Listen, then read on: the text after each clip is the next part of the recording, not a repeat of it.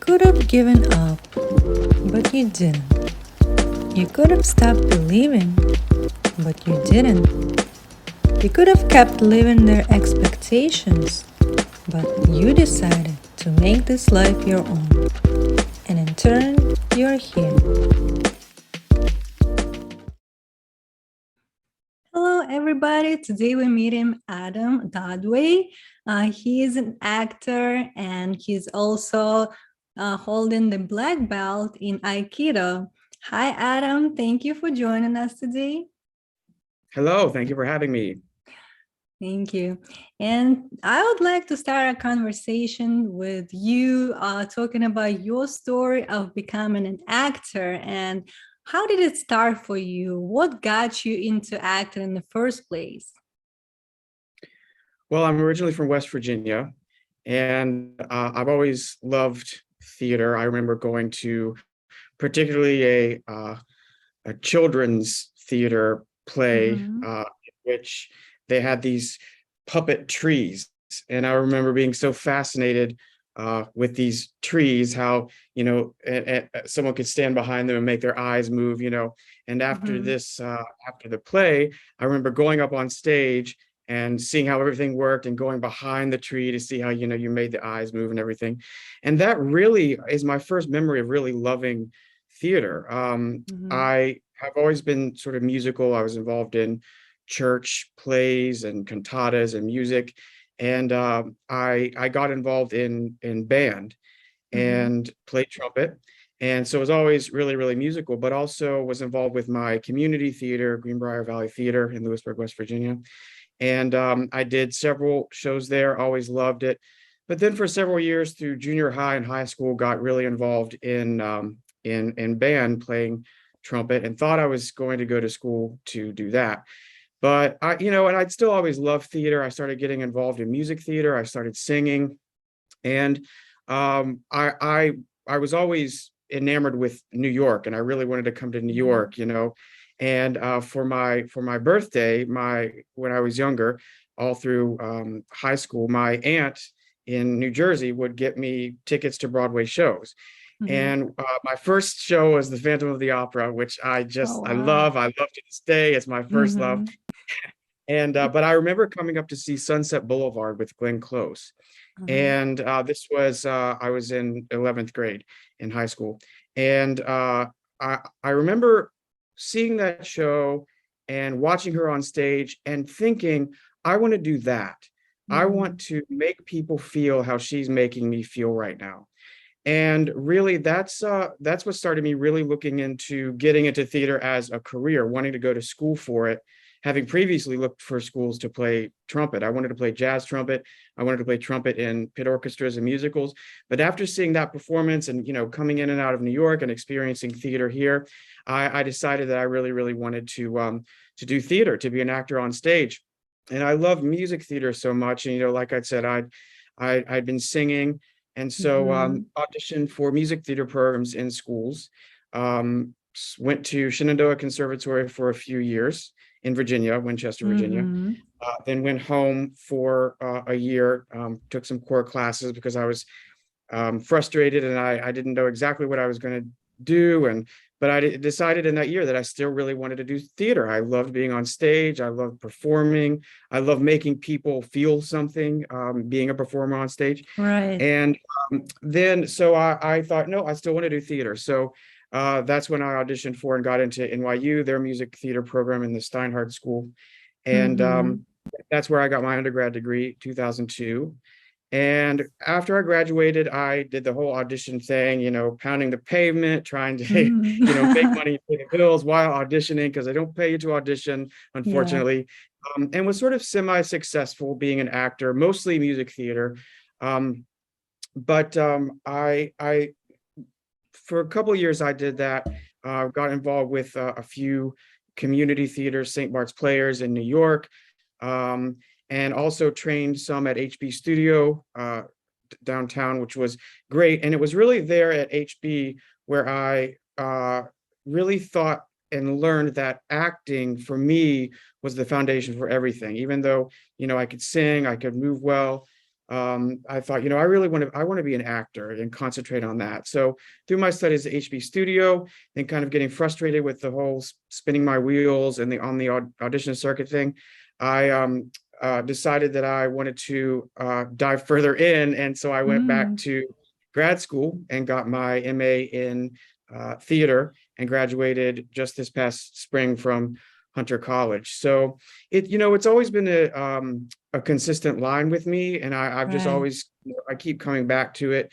And I've sort of known that I wanted to be a performer since I was a little boy, and I've never Mm. veered too much from that. I've always been really consistent in it. And like you mentioned, I train in Aikido. I'm a black belt. I train at New York East Side Aikikai on the Upper East Side, and Yeah, what got you into Aikido actually? I know it's Japanese martial arts, yeah, right? yeah, Yeah, yeah. so what started with that? Like what was the actual the trigger, or maybe like what led you to discover your, skill in that kind of direction, or something that you wanted to develop for yourself? So I was on tour. I did a theater for young audiences tour back in 2006, and the stage manager of that show was an Aikidoka, a black belt in Aikido, a Aikido practitioner, and he talked to me about it. Steve Emerson, he talked to me about it and talked to me about the philosophy, how it's the martial art of peace. The point is to not fight, but if you do have to defend yourself, then you are able to. It's about using, an attacker's energy against them, redirecting their energy. So there are a lot of pins, a lot of throws.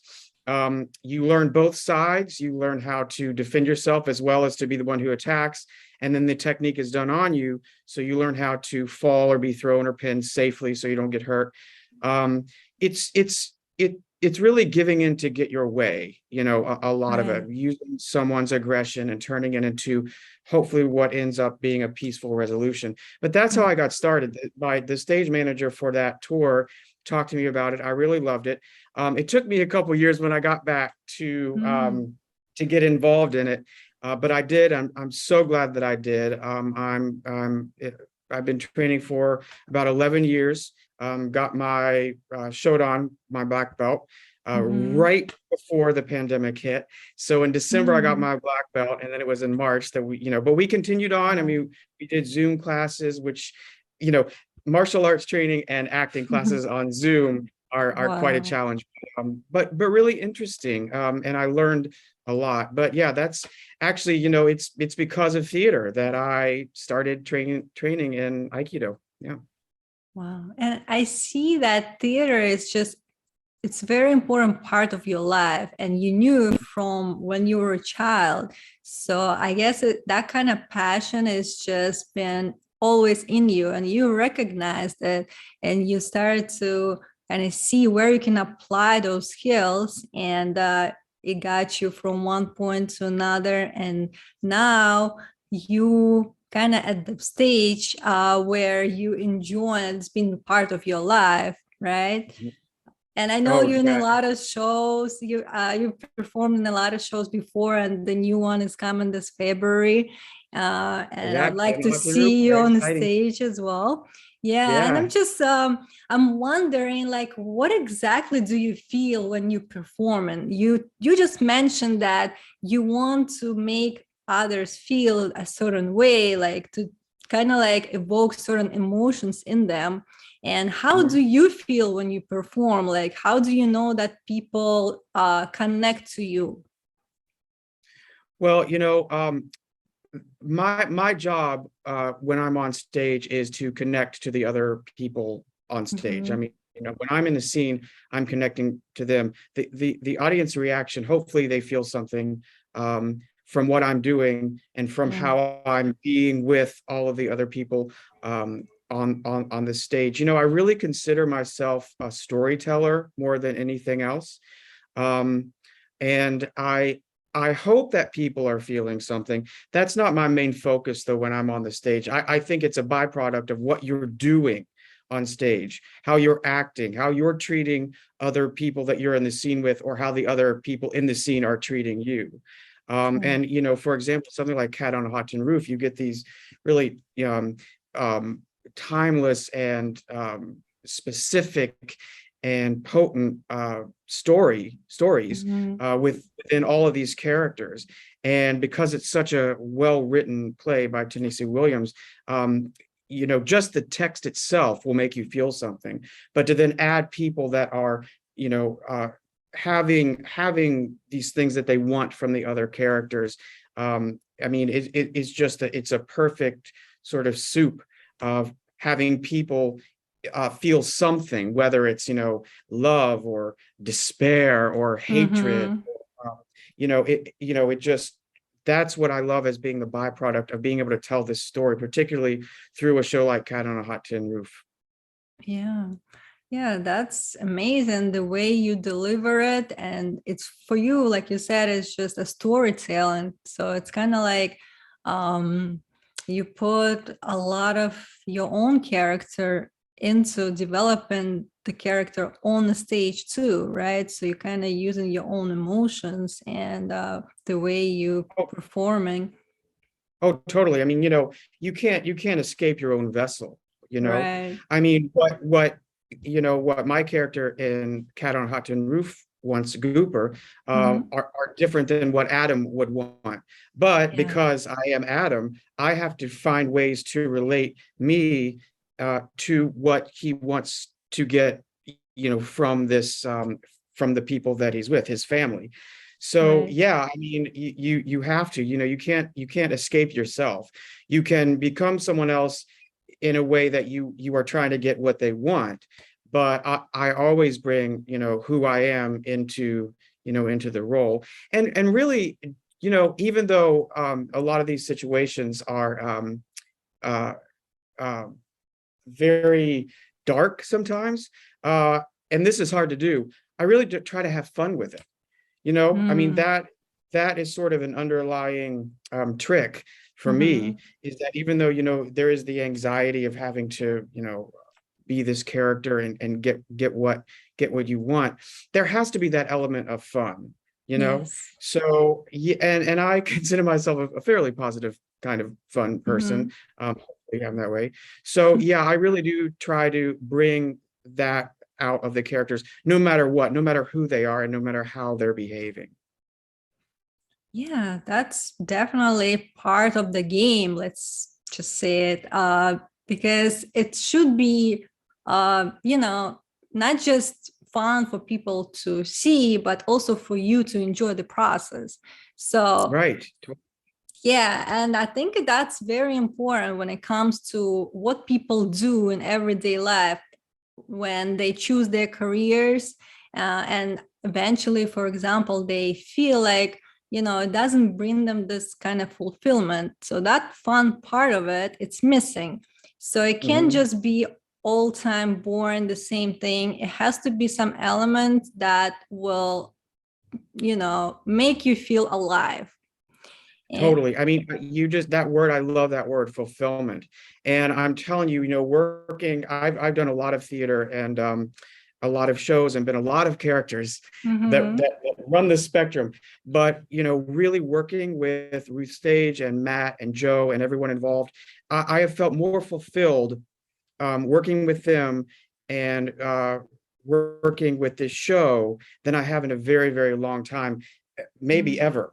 So Wow. I love that word fulfillment. And that actually is another big, big reason why I am an actor. It gives me such fulfillment, purpose. Right. Yeah, and that's something a lot of people struggling to find nowadays. What would you advise them?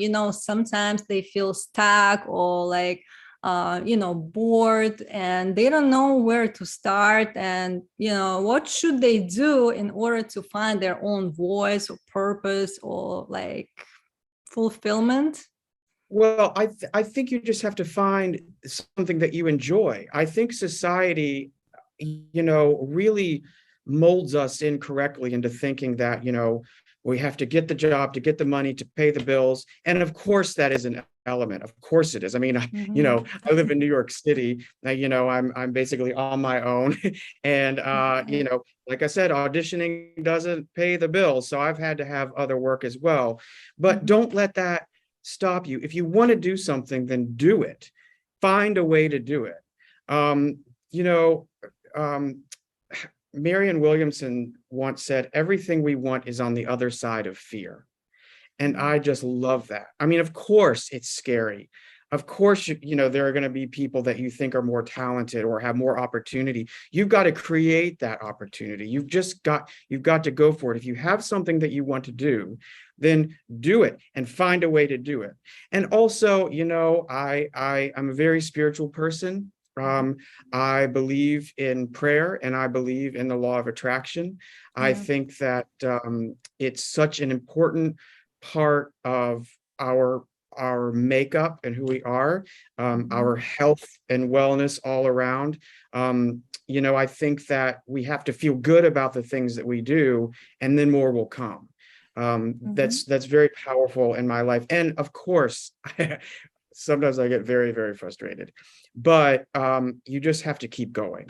So if you find something that you just enjoy and that you want to do it. If Mhm. it makes you happy, if it fulfills you, if it gives you purpose, do it, and worry about the other things after that. Right. And you said it perfectly. Sometimes people just fear something because of the unknown. And the more they overthink, the more they kind of feel stuck and not doing anything. Exactly. But Then they end up not doing anything. Yeah. Yeah. right, yeah, but fear shouldn't stop you from pursuing your dreams. If you know this is something you enjoy doing, or even if you want to discover what you enjoy doing, you have to start trying new things. And again, it's going to be unknown because it's new for you, and that's normal, but you shouldn't be scared of that. So, Exactly. Just do something. right. So, one Or step not, after another. And exactly right. Seriously, one moment at a time. And even if you can't think of anything to do, then just enjoy the silence, you know? right. Yeah, some people find enjoyment is just in being silent, or like watching a movie, or I don't know, watching a show, a cat on a tin roof, for Yeah. example, like going Yes. out with friends, dancing. You never know, but through your kind of like hobbies or things that you like, you might discover something that you probably didn't know about yourself. But Yes, exactly. who else but you will find out? And it's up to you to do something about it. And you have to be willing to explore and not being afraid of taking steps in that direction. Yeah, exactly. It's self-victory, I mean, you have to learn who you are. Um, Right. I used to not like that a lot because honestly, sometimes I felt like uh, I didn't want to learn who I was. I was more interested Mm-hmm. in learning who other people are, and especially with acting as these characters, I want to know who they are. Mm-hmm. But the more I live, the more I understand. Oh, you know what? It is about who I am, bringing myself out.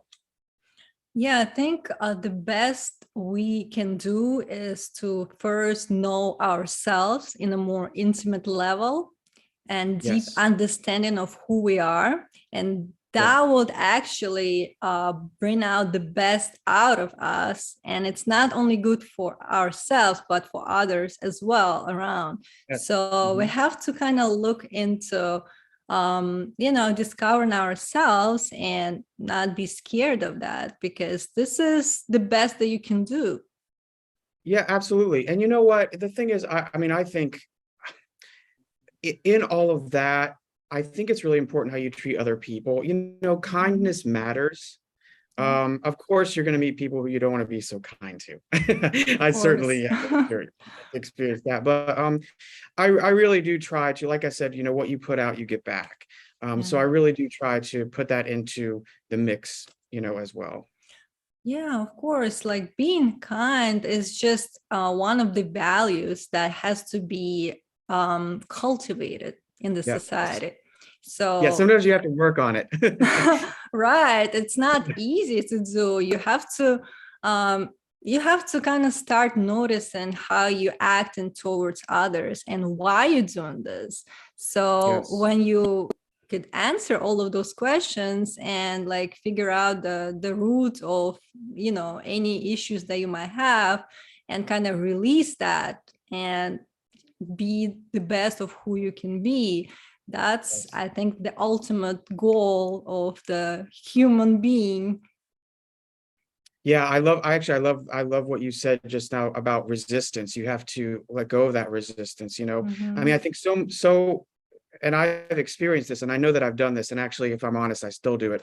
But you know, you have to take the desperate energy out of things. You have to Right. release that resistance. And it's such an important point, to be free. Yeah.